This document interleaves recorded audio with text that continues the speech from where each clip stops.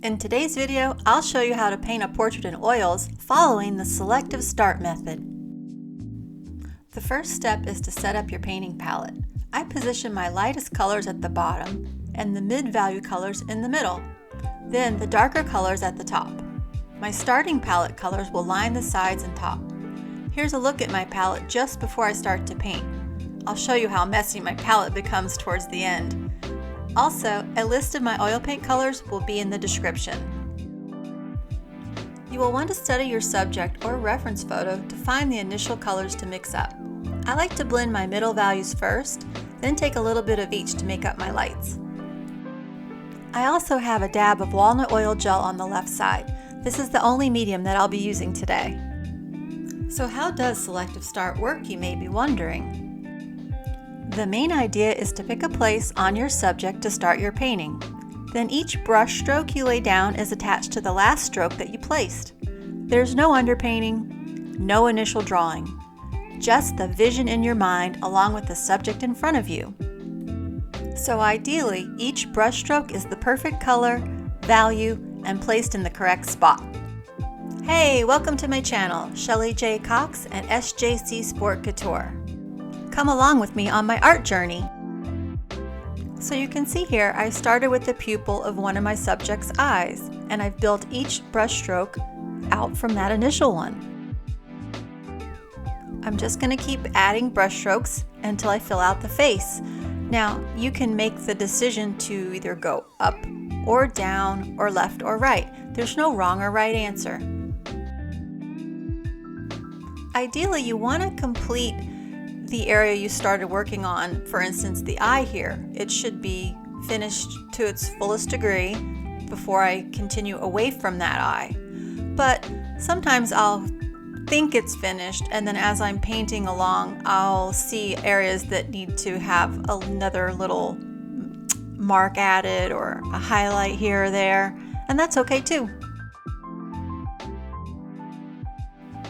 So for demonstrations purposes, I've sped up the video.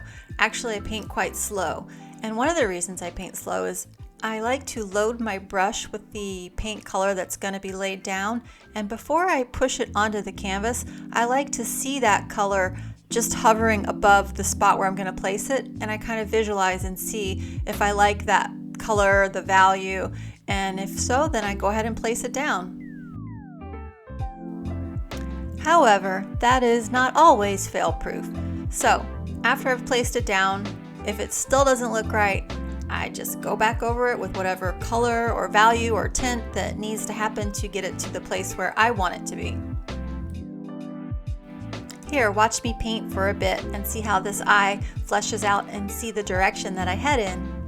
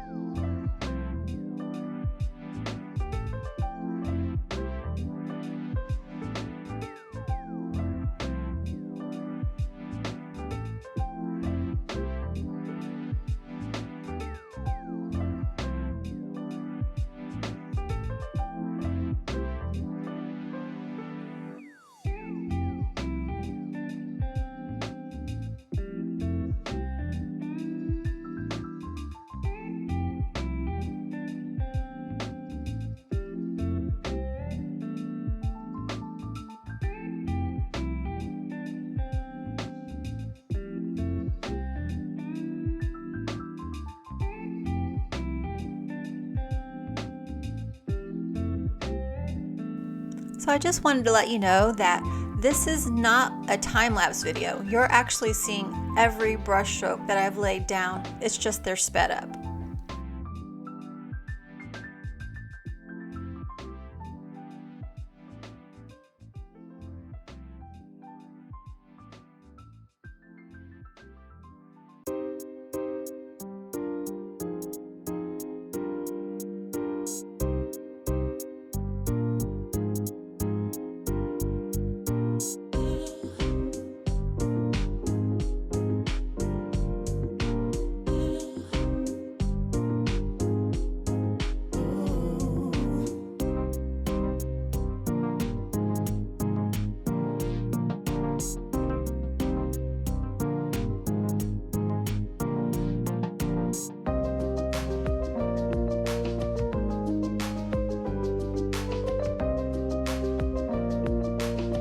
Okay, looks like I decided to go towards the left and then move up the face.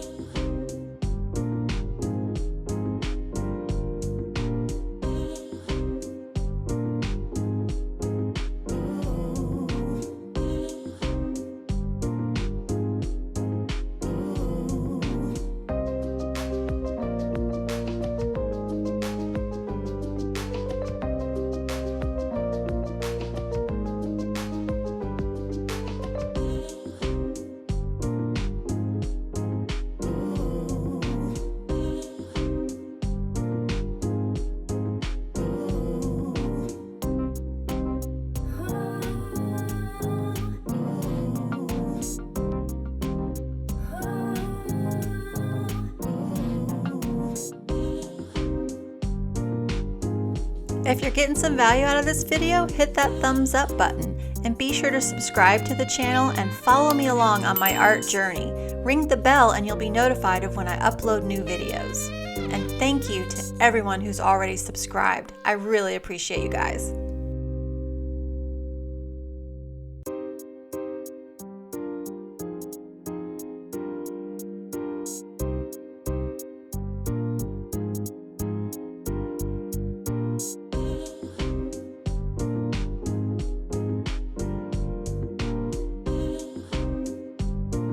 Okay, I'm making the move across the nose towards the other eye.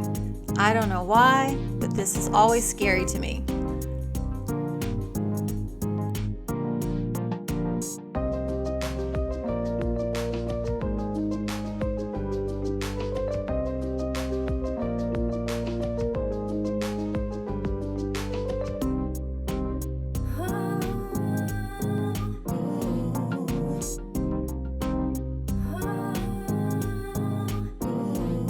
I love painting these dark skin tones. There's just so many beautiful colors in the face here.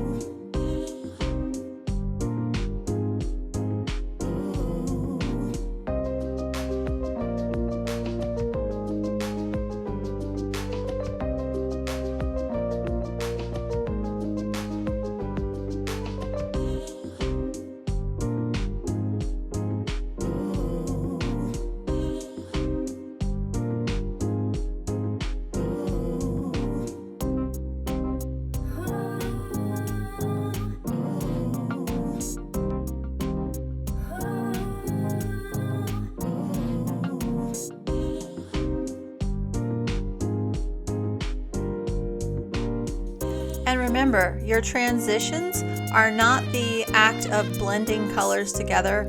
You're actually using new color to make that turn or to make that transition into a new value or another area on the face.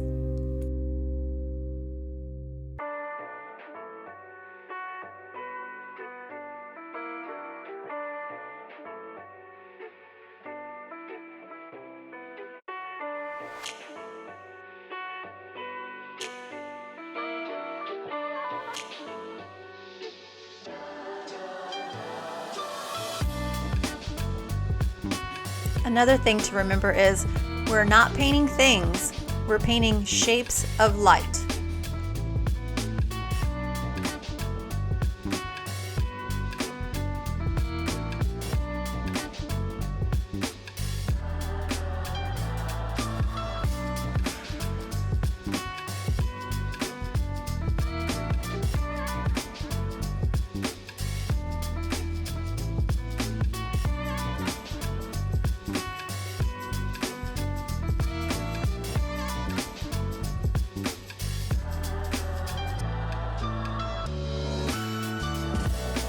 So I decided here that I needed to open up the eyes a bit more, so you can see I'm just nudging the upper and lower lids of the eyes away from the pupil and iris.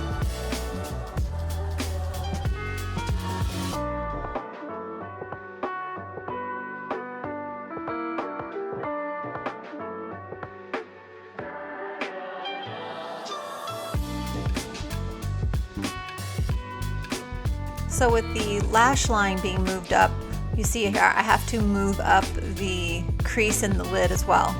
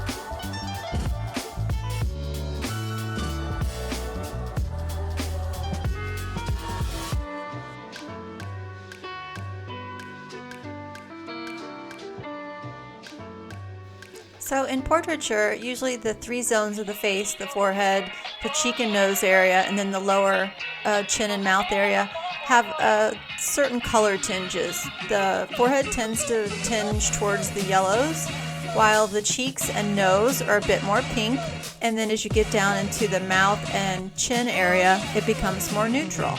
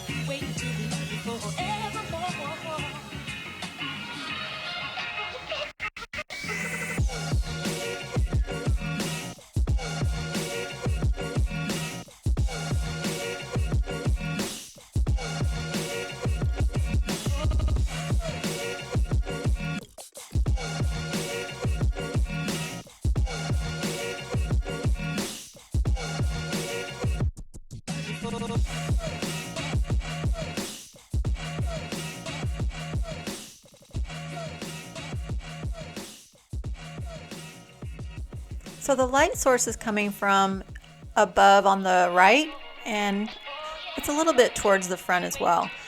And you can see that the upper lip is turning away from the light. So that transition that makes that appear to be turning away is the different darker value colors that I'm putting down that are coming closer to the line where the two parts of the lips meet.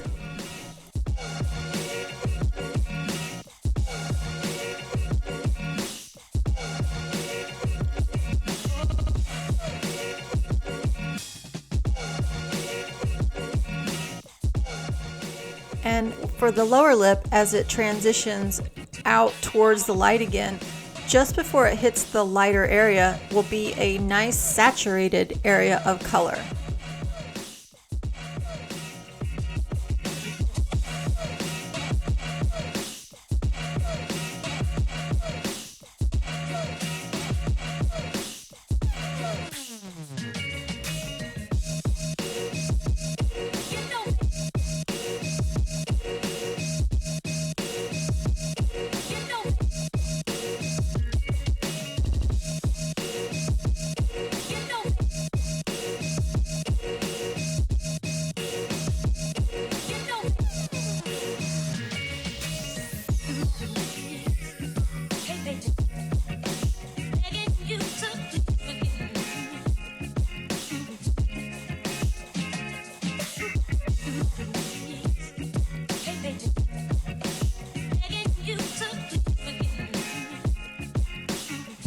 Now that all the features are in place, I can go back over and compare each feature to another feature and see that everything's placed correctly with the right shadows and highlights.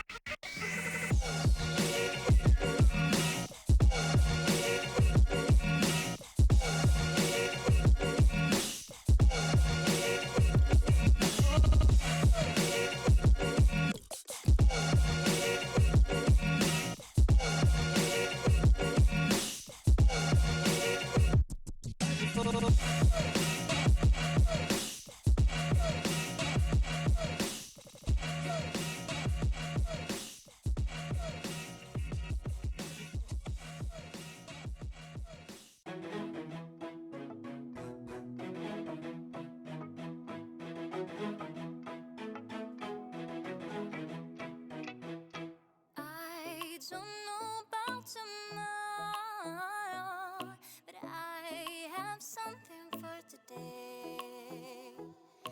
I can't be caring for others, not just living for myself. If I stop just for a moment, I won't lose this morning sun.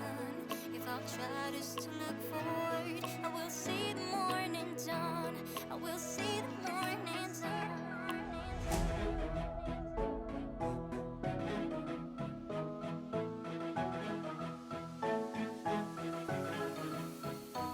I am loving her textured hair. This is so much fun to paint.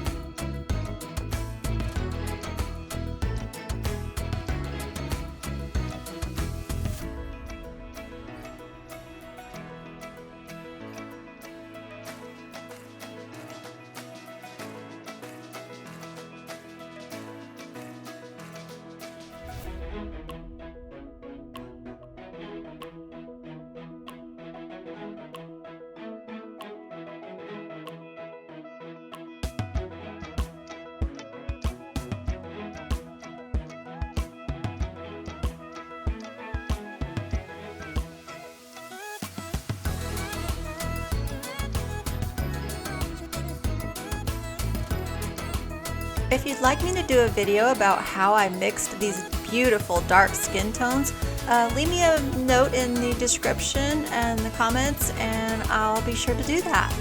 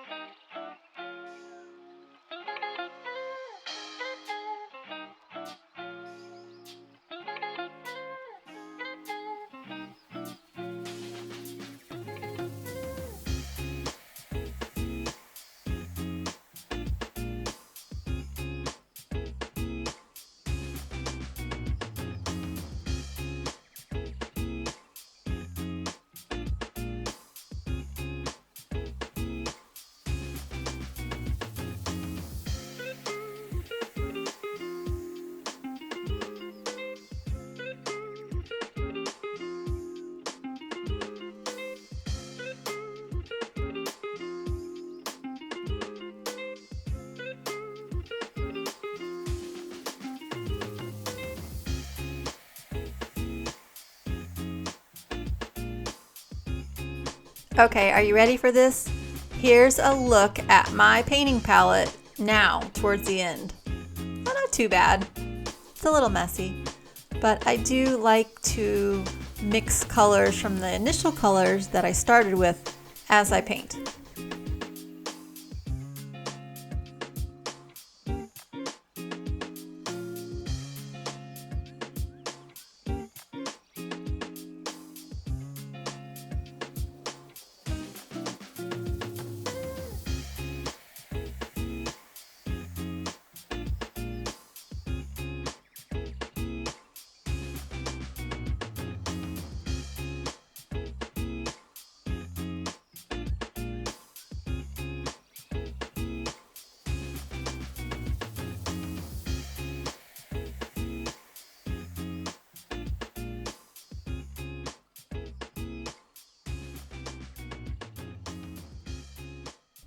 Now, my final results with this selective start method, I tend to end up with a more painterly, flowing portrait.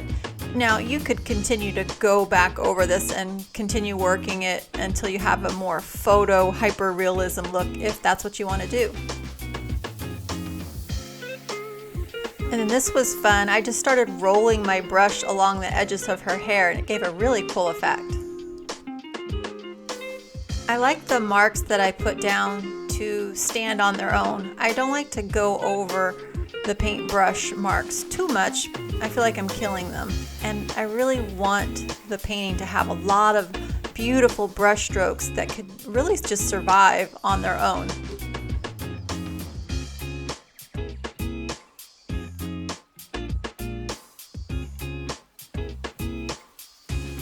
This brilliant pink color I used in the background has been working perfectly. It's bringing out the pinks in her skin tone, and it's making the perfect highlights through her hair. So I'd love it if you guys come along with me on my art journey, and to do that, all you have to do is hit that subscribe button and also ring the bell, and you'll be notified of when I upload new videos, and we'll have this journey together. So anything I learn along the way, I will be sure to pass on to you guys.